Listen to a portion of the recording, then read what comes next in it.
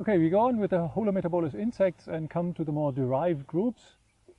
One of them being a group everyone knows, it's the butterflies, Lepidopterans. We'll be short with the Lepidopterans. Overall, they live quite uniformly, at least kind of the larger ones. The larvae typically are herbivorous, and you know them all as caterpillars. We only had sampled three species, and I'll start off with one very characteristic one of these limestone meadows. If you go over these meadows, you will see them flying.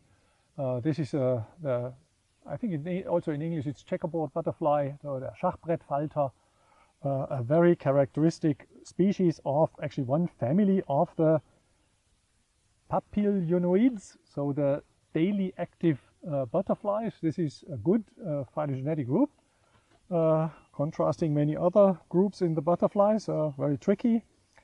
So it's a satyrid, actually, the Augenfalter. So it has eye spots, which are not that right away to recognize, and also a bit unusual. It's a satyrid which is black and white, so you may kind of mistake it from the Pierids, the Weißlinge. This actually is not a Weißling, but a satyrid. Yeah, a very characteristic species on these limestone slopes. Very abundant, kind of always to encounter there, and you can see them flying from the distance.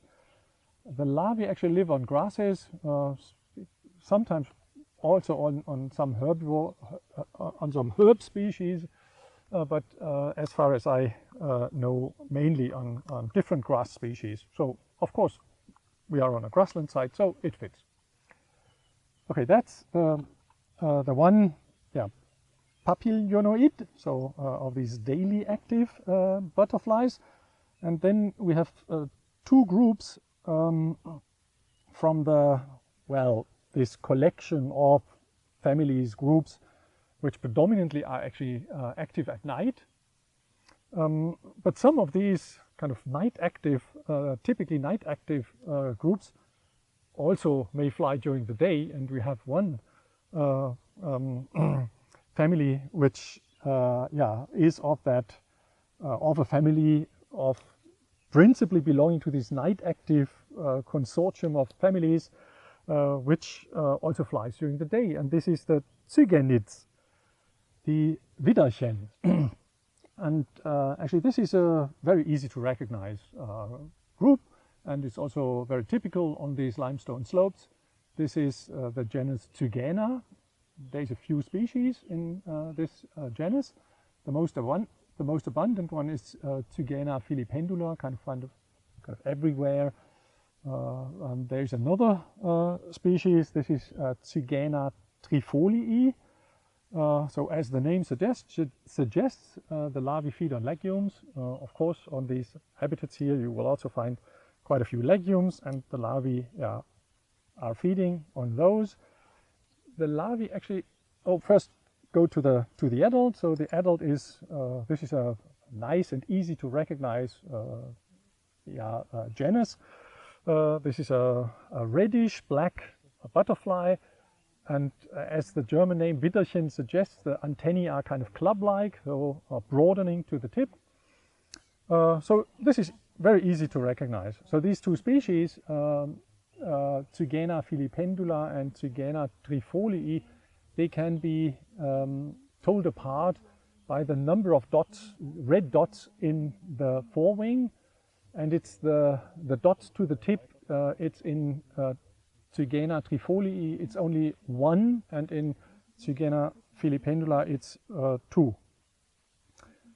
Yeah, briefly to the larvae. The larvae you also can find frequently on these limestone meadows. The larvae are kind of stout and in principle yellow with black stripes. And also actually the pupae you may find, so this is a very derived pupae in the Lepidopterans, this pupa obtecta. So it's entirely enclosed into the pupal case. Also the wings are in there, and these pupae of Zygena are actually typically on grasses or other kind of stalks in the meadow, and attached to it from the side and brownish, a papery case. Okay, so this is Zygena, and the third one actually is now a larvae, and this is the larvae of a, it's a very spectacular larvae. This is the larvae of a notodontid, so Zahnspinner, and yeah, the name is also given based on the characters of the larvae. It's called Gabelschwanz, the genus Cerura, but there is also others, and we're not entirely sure which species it actually is here. The most common one is Cerura vinula, larvae feeding on poplar and willows. At least willows we found quite a few here, so it fits, but also the others other similar species of these Gabelschwanz may also feed on willow and poplar. So the spectacular thing here is that the larvae has these kind of diverging appendages at the end of the abdomen, which actually can also be extruded, so looks very peculiar for whatever, I'm not sure what reasons they do that, but probably this is for some olfactory cues to distribute. So this is a really spectacular species or larvae, which is not that often found. And with this, actually, we leave it with the butterflies. I just also want to mention briefly a book you may, if you are really keen on butterflies. There's a number of pictorial field guides. There's one classic, and this is the Koch, Schmetterlinge. This is a rather comprehensive book for the larger, let's say, butterflies, including the daily active ones, the papilionids, but also a number of these Nachtfalter, the nocturnal active ones, like what we just had, the notodontids, or also the geometrids, Spanner. And the nice thing is that it is rather easy to use. It is both in there, the adults and the larvae, so you can also try to identify the larvae, which of course is also quite tricky. And then you can look up the host plants. So this is also kind of rather easy to get information, not only on the adults, but also some ecological information. A bit on the kind of backside is that the drawings are not that perfect. So this in particular applies to the caterpillars. But nevertheless, this is a standard text which you may certainly consult if you're keen digging into the butterflies. So we move on to, well, something you may call the crown group of the insects. This is the dipterans. They're a very derived group, very rich in species, probably the most complex group in insects anyway, because nutrition is terribly variable. Also the habitats they live is basically everywhere, any habitat they colonize. So this is a really a tricky group. We only have a few species to show you, but I want to introduce a few at least. And one, of course, if you ever go on an excursion and you're in the field a bit later in the day, you probably will encounter these, and this is the Tappernitz, die Bremsen. Everyone knows, I guess. This is a nasty group of flies. So we only have flies, the Brachycera, and the Tappernitz are rather at the base of the Brachyceran flies. Yeah, and they're nasty because they are biting, and they might be quite willing to really get you. So they do not give up that easily. So everyone knows them. some characters to recognize them. They're rather big. They have elongated wings, grayish brown in color, and the typical character is actually that the head at the hind side is concave, so kind of open to the back. The adults live as, the female adults are the nasty ones, and they live as blood-sucking insects. The larvae actually are developing in soil, in moist soil, kind of everywhere. But moist places is kind of important. So at moist places, close to rivers and so on, and lakes, you may find them most abundant. So if you enjoy going for a swim, you certainly also already encountered that, I guess. So this is the tabanids, and this is actually, it's the common Regenbremse, Hematopoda pluvialis. So very abundant species. Now, somewhat related to the tabanids are the impedids, the Tanzfliegen. I don't know the English common name of it. They're also actually easy to recognize in the field because they have an elongated head, kind of proboscis, which is oriented downwards a bit to the back. So this is actually very easy to recognize. So Tanzfliegen, you can, just from this character, you can identify. They're also pretty large. They sit kind of parallel to the bases, and you may find them rather frequently in flowers. But some of the adults, so they may feed on pollen, but some of the adults also, some species are also predatory, and this applies, as far as I know, uniformly to the larvae. Larvae also live in soil. They live as predators, contrasting to the tabanids, where the larvae are more polyphagous on humus material. Impedids, the German common name Tanzfliegen comes from the fact that they may aggregate in groups and then fly in a kind of dancing way.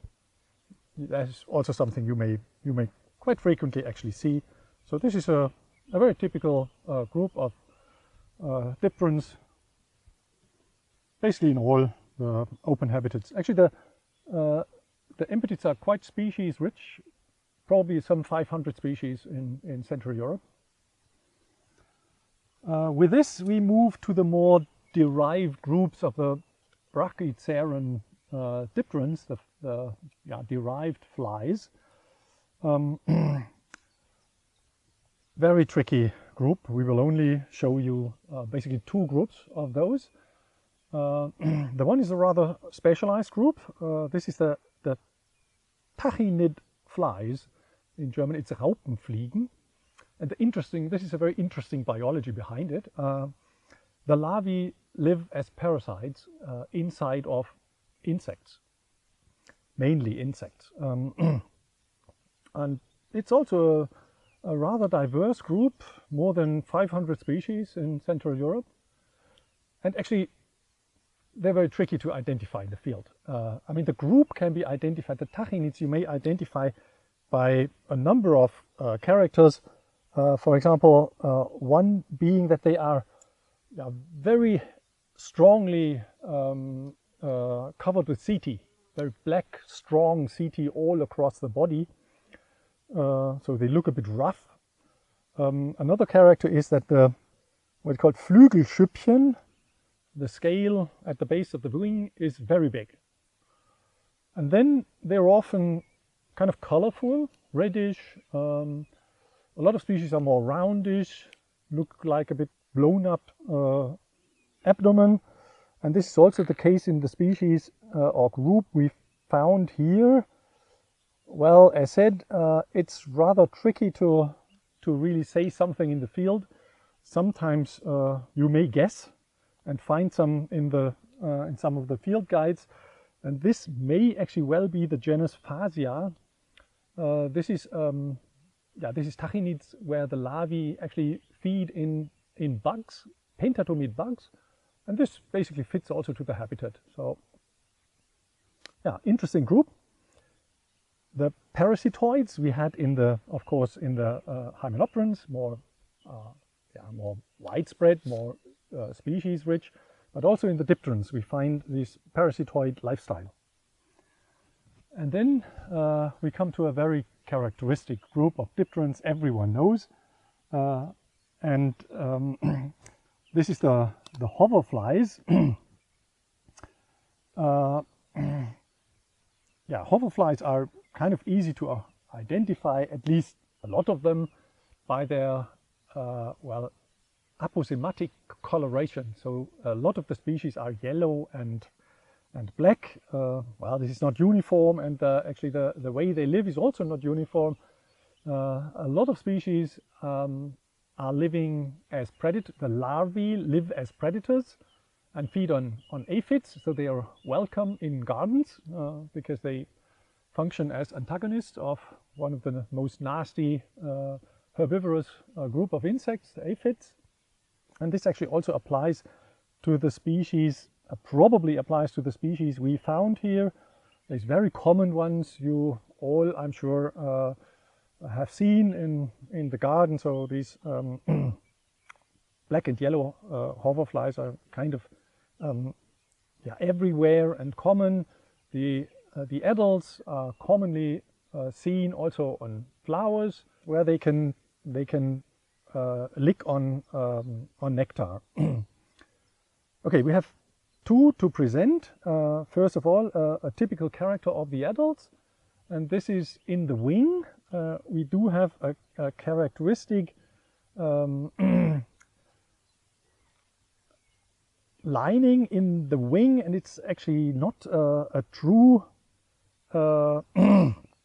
vein of the wing, but it's a Scheinader in German, so it's by kind of a folding in the wing.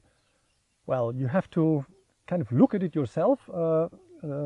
This is usually easy to identify with a lens, certainly also here to identify.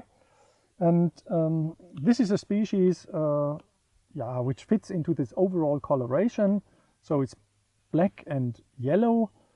This is Chrysotoxum. The genus Chrysotoxum has some characteristic yellow markings which is kind of irregular on the abdomen, and it's probably feeding on aphids in ant nests. So the larvae are feeding on aphids in ant nests.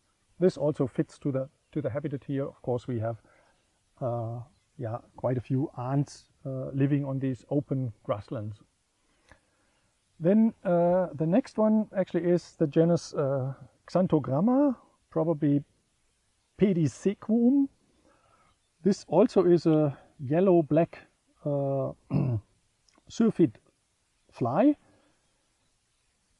Yeah, here the yellow markings are more regular on the abdomen, and the one more which is more at the base of the abdomen is a bit more larger than the other ones. Another character typical for this genus Xanthogramma is that there is on the prothorax, which is overall black, but there's two parallel yellow lines at the side, and in addition there is also the wings are at the kind of front side, they are a bit smoky brownish. And here also the larvae are thought to live in ant nests. Potentially they also live on aphids in these ant nests. Well, typical species would be Lasius, and these Lasius ants, they are tending also root feeding aphids. So this is a bit of insight into the syrphid wasp and the syrphid flies. There would be a lot more to tell, and as said, even in this group of Syrphidae, we find different ways of living. So some, as introduced, feed on aphids, but there's others which live as herbivores, and others also live in actually the larvae live in aquatic habitats. Okay, with this we stop with the dipterans, and just a brief note on some books. This is very tricky. I mean, there is no comprehensive book for going into the dipterans. There is a small kind of field guide. This one, Fliegen und Mücken, from Joachim und Hiroko Haupt. But I know this is no longer in print, so it's a bit tricky to get. It's a nice overview with a lot of nice pictures, so it's a nice kind of introductory field guide. But of course, you cannot cover dipterans with such a small book. And then you may find some books which are only for certain groups of dipterans, and one group which is kind of attractive, of course, are the hoverflies, the syrphid flies. And this is a British field guide to the British hoverflies by Ball and Morris. As far as I know, this is still available, so this is a rather comprehensive and nicely illustrated book on hoverflies. Okay, with this, we are done with the insects. So some final words. It's of course very unfortunate that we didn't have the chance to go to the field together and look at all this diversity and discuss about it and have some fun in the field. Nevertheless, we hope that you will also enjoy this kind of virtual excursion and field visit. Now, some hints to what we expect you now to do. Despite you did not go to the field and see all these nice creatures really in situ, we expect you to do to document what kind of we found basically for you and write it down in a protocol. And what we expect there is that you start off in a phylogenetic way as we presented things also here, and present the species we showed you, give a bit of the phylogenetic grouping. So well, this is flies, diptera, and then you go into potential, then give the family, give the genus, and well, if we presented the species, then give some field characters which we mentioned. You may also, I mean, of course, look into the internet and you will find a lot more information there, lots of pictures. So you may also consult, of course, Wikipedia and some of the field guides and textbooks we presented. Once again, if you write down the names, I mean, they're all given now in the virtual documentary you got. If you look anything up, consult this book. You know, once again, Bromer, Fauna von Deutschland. There you find the basically current valid names of virtually all of the species.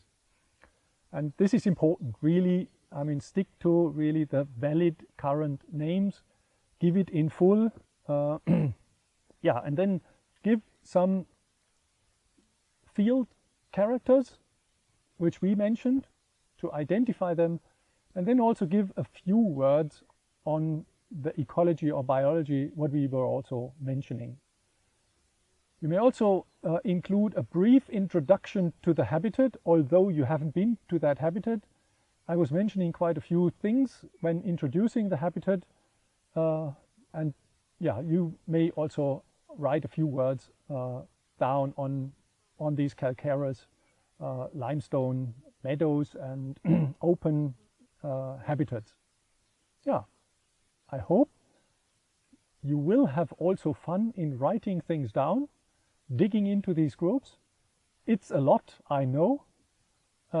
Nevertheless, I hope you will take home quite a bit what we presented, and it will encourage you to go on to become an arachnologist or an entomologist. Well, let's see.